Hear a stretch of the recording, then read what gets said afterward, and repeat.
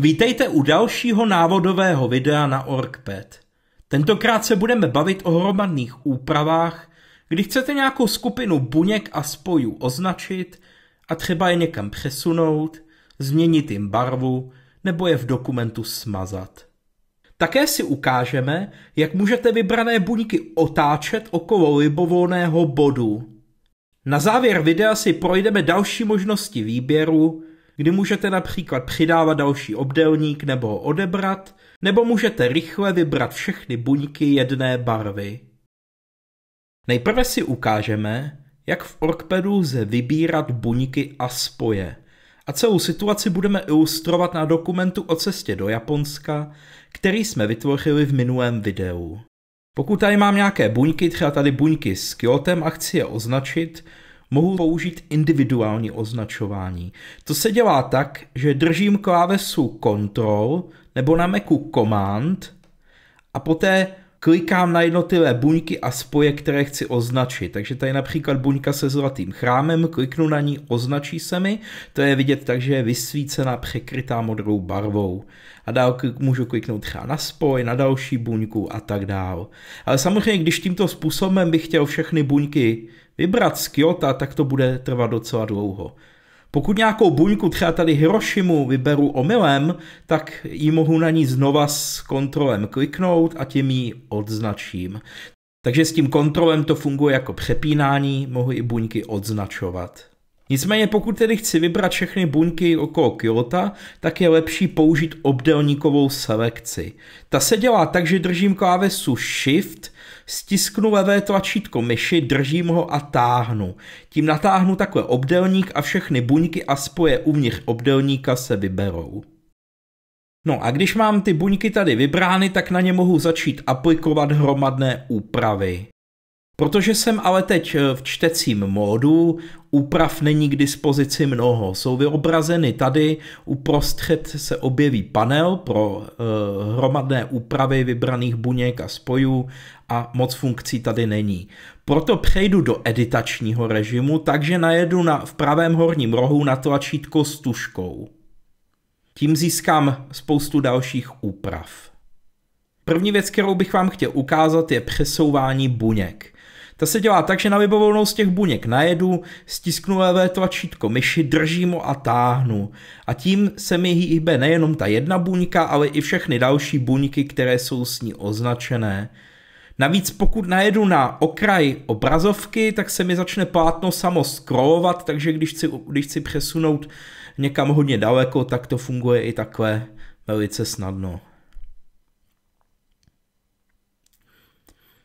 Takže ty buňky mohu v selekci snadno přesouvat. Další funkce je změna barvy. Ta se dělá tak, že tady najedu na tlačítko, které vypadá jako výběr stylu a tím mohu měnit barvy všech označených buněk a spojů naráz. Takže třeba všechny mohu přebarvit na zelenou a jak vidíte, hned se mi vzhled buněk změnil. A v tomto meníčku lze vybírat a měnit další věci, takže mohu například měnit velikost nadpisu, nebo mohu změnit styl šipek a tak dále. Všechny ty změny se mi hned projeví. Pokud označím buňky, mohu je také všechny smazat. To se dělá pomocí červeného tlačítka s košem v pravém horním rohu. Takže jsem ty buňky vymazal, ale občas se taky stane, že něco vymažu omylem. V takovém případě lze změny hned vrátit. Tady pomocí tlačítka vrátit smazání. Ale musíte na něj kliknout hned, dokud neuděláte nějakou další změnu. V OrgPadu v tuto chvíli zatím není plná historie, ale je to něco, na čem chceme pracovat a do OrgPadu dodělat. Aspoň takhle máte možnost obnovit buňky, které omylem smažete. A pokud by se vám stalo, že jste v nějakém dokumentu smazali něco důležitého, tak nám neváhejte napsat na podporu, budeme schopni vám data zachránit. Další důležitou funkcí je kopírování. Když mám nějaké buňky označené, tak je mohu tady tlačítkem pro kopírování skopírovat do schránky. A nebo mohu použít velice známou klávesovou zkratku Ctrl+C. Tím jsou ve schránce a mohu je vložit do libovolného programu i mimo OrgPad. Například si mohu otevřít Microsoft Word a skopírovat to tam. A kopírování samozřejmě funguje v rámci OrgPadu. A to jak v rámci jednoho dokumentu, tak i mezi dokumenty. Takže tady jsem si například udělal kopii, teď si mohu nějaké buňky označit, trochu je promazat. Jo, necháme si tady třeba jenom tyhle 3 fotky a nějak si je někam umístíme, takhle třeba sem. Tak, takže jak vidíte, je možné velice rychle si zase buňky skopírovat, přeuspořádat a právě ty hromadné úpravy jsou pro tohleto tolik esenciální. Také když mám buňky označené, mohu vytvářet hromadně spoje, takže všechny tyhle ty označené buňky buď to připojím k nové vytvořené buňce, tady napíšu třeba fotky z Kyoto, a nebo je mohu připojit k nějaké buňce, která již existuje. Také když si tyto spoje označím, mohu obrátit jejich směr. To se dělá tady tlačítkem pro změnu směru spojů. Takže pokud jsem třeba v situaci, že bych chtěl vyrobit nějaký, řekněme, nákupní seznam, co mám všechno koupit a potom si to mohu třeba v obchodě otevřít na mobilu a odškrtávat si, co už jsem koupil, tak často ta struktura je, že chci mít nákupní seznam a k němu chci mít připojené jakoby do hvězdy další kolonky, takže chci třeba koupit nevím, chleba, chci koupit mléko, chci koupit máslo. Takže to pochopitelně mohu takhle vyrábět po jednom, anebo možnost je, že prostě si natvořím ty jednotlivé buňky, takže si napíšu chleba, mléko, máslo, poté je označím, propojím je s nákupním seznamem a kdybych chtěl, aby ty spoje vedly obráceným směrem, tak je mohu všechny označit a obrátit. Toto ovšem není jediný způsob, jak se to dá dělat. Pravděpodobně bych radši zvolil variantu pro rychlé vytváření takových hvězd. To se dělá tak, že tady najedu na tlačítko spoje, držím klávesu Shift, kliknu a poté klikám a vytváří se mi rychle připojené buňky. A teď už mohu jít a prostě do těch buněk napsat jednotlivé položky v nákupním seznamu. Takže tohle je jeden z takových triků, jak se dají rychle vytvářet spoje a připojené buňky a další si ukážeme v následujícím návodovém videu. Takže teď to tady smažeme a můžeme se vrátit zpátky ke Kyoto a k hromadným úpravám. Když mám nějaké buňky označené, tak je také možnost, že je mohu všechny otevřít, zobrazit, co je uvnitř, abych je nemusel otvírat po jedné, takže se mohu rychle podívat, jaké mají obsahy, nebo naopak, když mám spoustu buněk otevřený a dokument je už nepřehledný, tak je mohu všechny zavřít. To se dělá buď to tady kliknutím na tlačítko schovat obsahy, anebo pomocí klávesové zkratky Escape. No a další věc, co mohu dělat se selekcí, je přesunout všechny vybrané buňky do nového dokumentu. Řekněme, že už ten dokument je příliš velký, že už je toho tam moc a začíná být nepřehledný, tak si mohu rychle část buněk označit, třeba tady si označím nějaké buňky okolo Kyoto a kliknu tady na tlačítko přesunout do nové org stránky. Zobrazí se mi dialog, kde pro novou org stránku zvolím jméno, v tomto případě by to bylo Kyoto.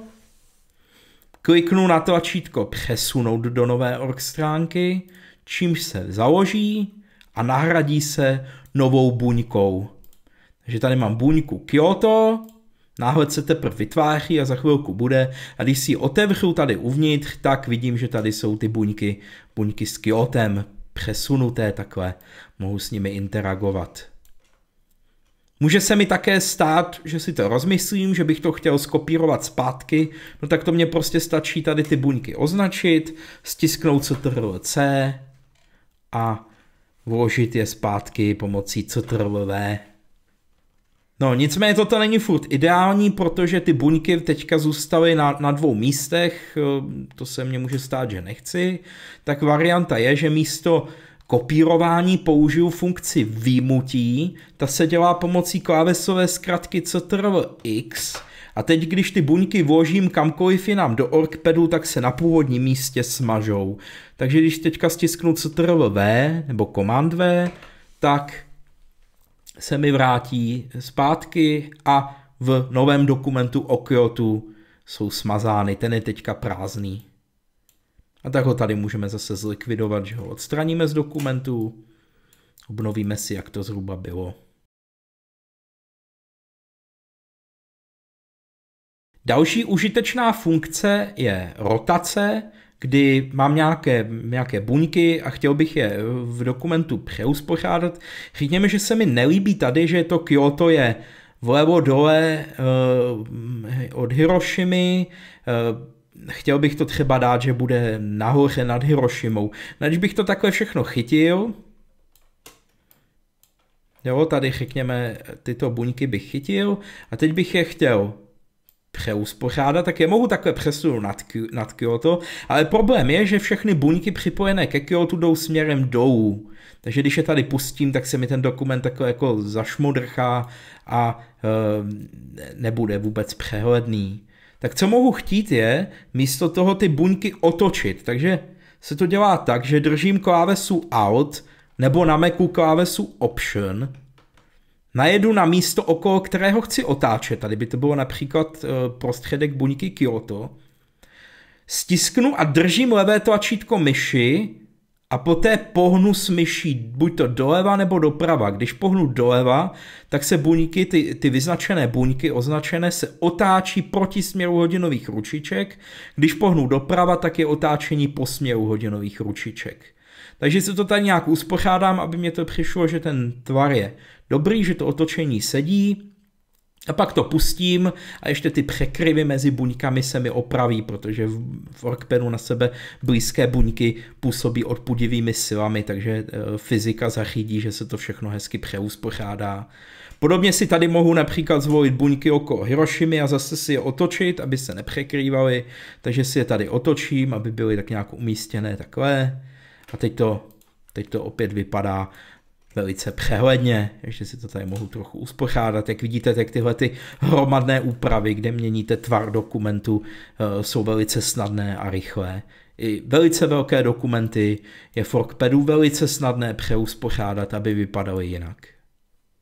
Takže tohleto jsme prošli všechny možné hromadné úpravy, které lze s buňkami a spoji dělat. A teď se ještě podíváme na nějaké možnosti okolo selekce, okolo toho, jak lze buňky v orgpadu, buňky a spoje rychle vybírat. Když používáte označování pomocí obdélníka, občas se vám stane, že potřebujete ještě nějaké další buňky nebo spoje do výběru přidat. A ty samozřejmě lze naklikávat po jedné, takže držím klávesu Ctrl nebo Command a prostě přidávám, ale někdy to není ideální, protože těch buněk, které chcete přidat, může být hodně. Proto se hodí mít možnost přidat další obdélník. Když však držím klávesu Shift a natáhnu další obdélník, třeba tady s tou Hirošimou, tak se mi buňky odznačí. Protože vždycky se Shiftem se natáhne nový obdélník a stará selekce se zruší.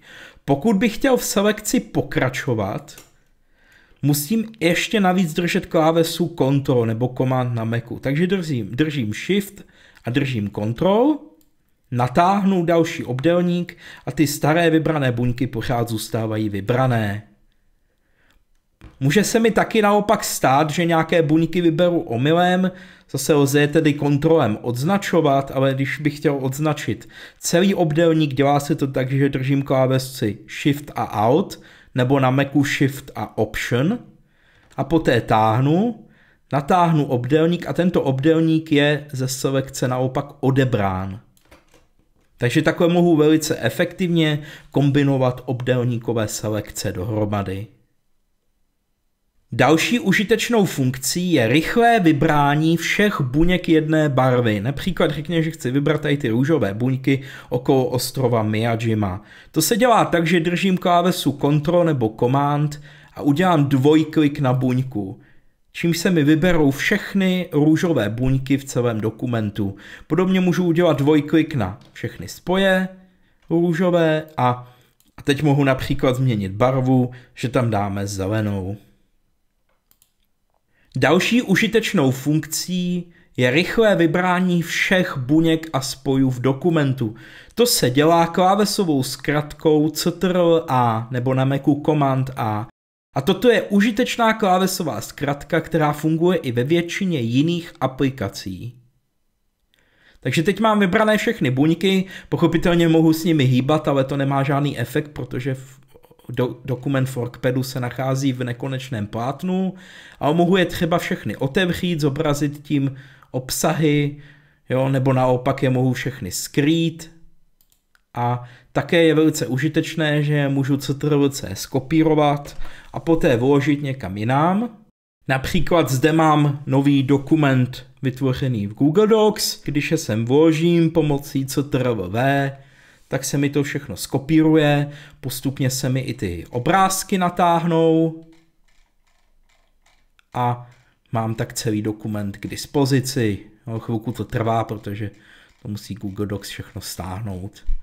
Nicméně obrázky jsou tady a mohu si to zeditovat a například si z toho připravit nějaký text, pokud potřebuji věci z Workpadu dostat do konvenční lineární formy.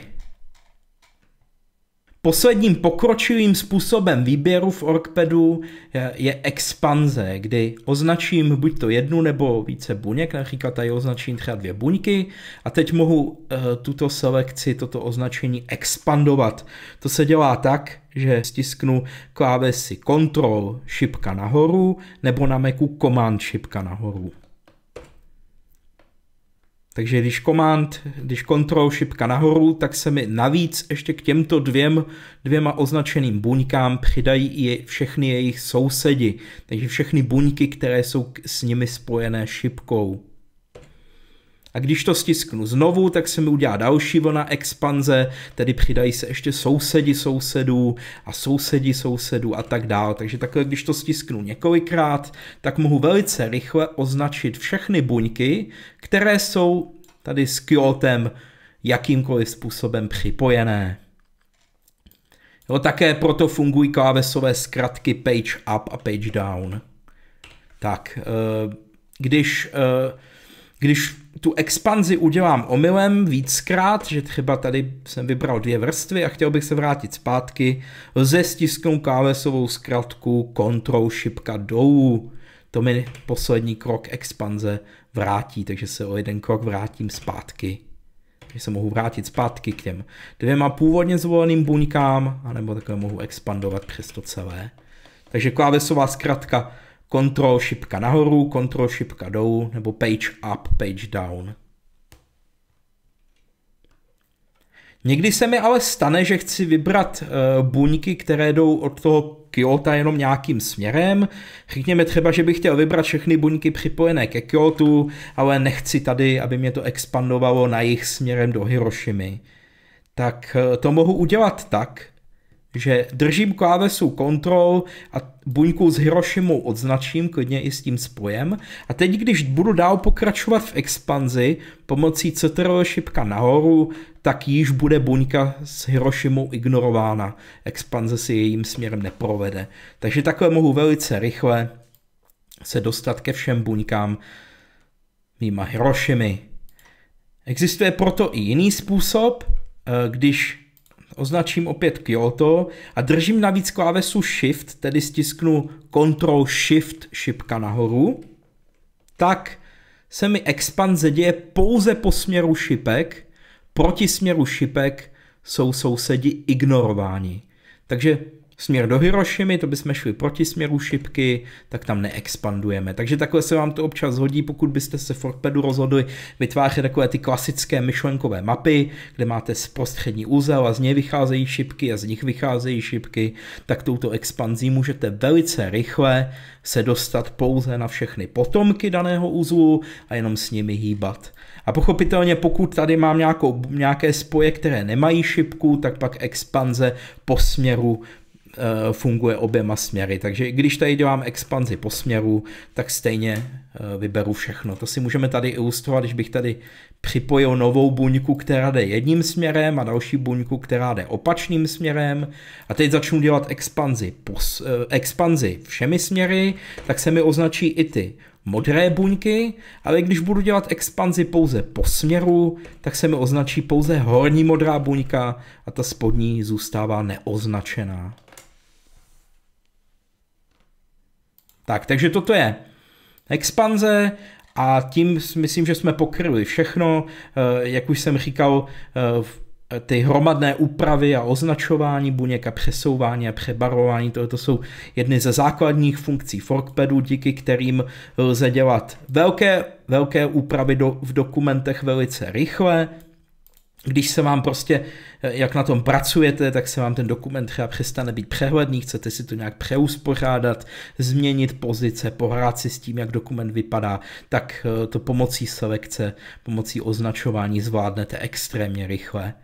A byla to jedna z prvních funkcí, které jsme do Orkpedu přidali hned na začátku vývoje, protože nám bylo jasné, že takovou funkci potřebujeme a využíváme ji v Orkpedu v podstatě každý den. Já vám děkuju za sledování a v dalším videu si představíme další triky okolo Orkpedu. Například si ukážeme, jak rychle vyrábět buňky a spoje, jak buňky různě přebarvovat efektivně a tak dále.